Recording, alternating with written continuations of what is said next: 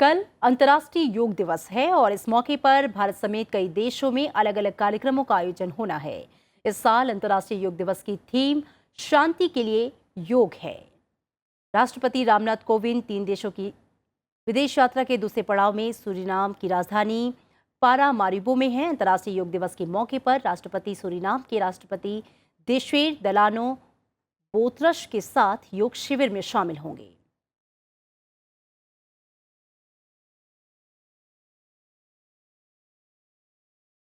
योग शरीर को रोगों से दूर रखता है और स्वस्थ रखने के साथ साथ उम्र भी बढ़ाता है। इसका सबसे बड़ा उदाहरण तमिलनाडु के कोयम्बटूर जिले की रहने वाली बी नानाम्माल हैं।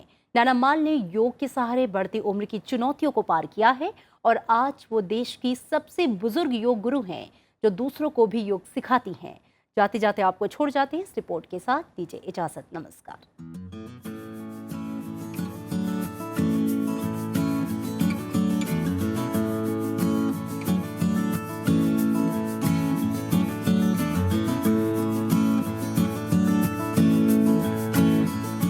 ये है 99 साल की वी नानम्माल।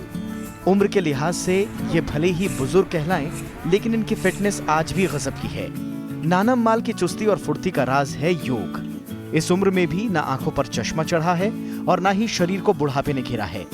जीवन में इनका कभी अस्पताल, डॉक्टर या अंग्रेजी दवाओं से पाला भी नहीं पड़ा।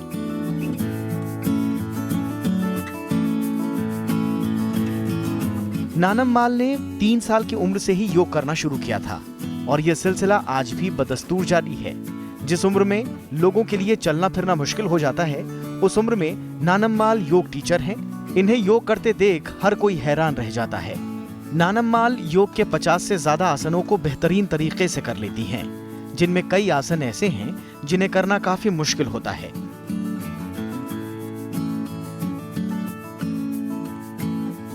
नानम्माल की दिनचर्या सुबह 5 बजे शुरू होती है और ये रोजाना 6 से 7 बजे तक योग करती हैं।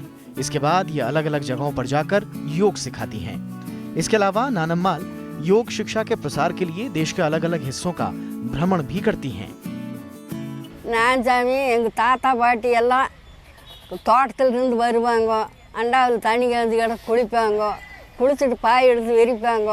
நான் கூடவே 3 வருஷம் 2 வருஷம் குழந்தைகள் முடிச்சு அவங்க கூடவே பழகுனேன். இன்னைக்கு புதுசாக பழகுன சாமி, எனக்கு அதே தான் காலமெல்லாம் செய்கிறேன், செஞ்சுட்டு இருக்கிறேன். கடவுள் புண்ணியத்தில் நல்ல அர்த்தம் எல்லாம் செய்கிறேன் சாமி. நீ என்ன? घर, स्कूल, संस्थानों और अन्य को मिलाकर नानम्माल अब तक लाखों लोगों को प्रशिक्षण दे चुकी हैं। इनके सिखाए हजारों छात्र योग शिक्षक बन गए और देश विदेश में रोजगार में जुटे हैं। நாங்கெல்லாம் கோழி கூப்பிடும், எந்திரிப்போம், எந்திரிச்சு பாத்ரூம் போயிட்டு வருவோம், யோகா செய்வோம். அதுதான் சாமி எங்கள் பழக்கம். இப்போ இந்த குழந்தைங்க 8 மணி வரைக்கும் தூங்குறாங்க, முடிக்கிறாங்க. அந்த குழந்தைகளை நாம தான் சாமி தயார் செய்யணும்। नानम्माल ने योग अपने पिता से सीखा था और आज उनकी चौथी पीढ़ी परदादी और परनानी के साथ योग आसन सीख रही हैं। नानम्माल के 6 बेटे और बेटियां हैं जो अलग अलग जगहों पर योग सिखाते हैं। Nowadays all kids used to have some problems like eye problem or whatever it is. They are watching mobiles and TVs also. They have lots of problems. If they do this eye exercise and the Ardha Sirasasana is there, if they do that asana, they'll not have this eye problems. They'll be always comfortable with the eye exercise also. नानम्माल का कहना है कि प्रधानमंत्री नरेंद्र मोदी की पहल से 21 जून को अंतर्राष्ट्रीय योग दिवस मनाने की परंपरा शुरू हुई है और इससे योग सेक्टर में उछाल आया है।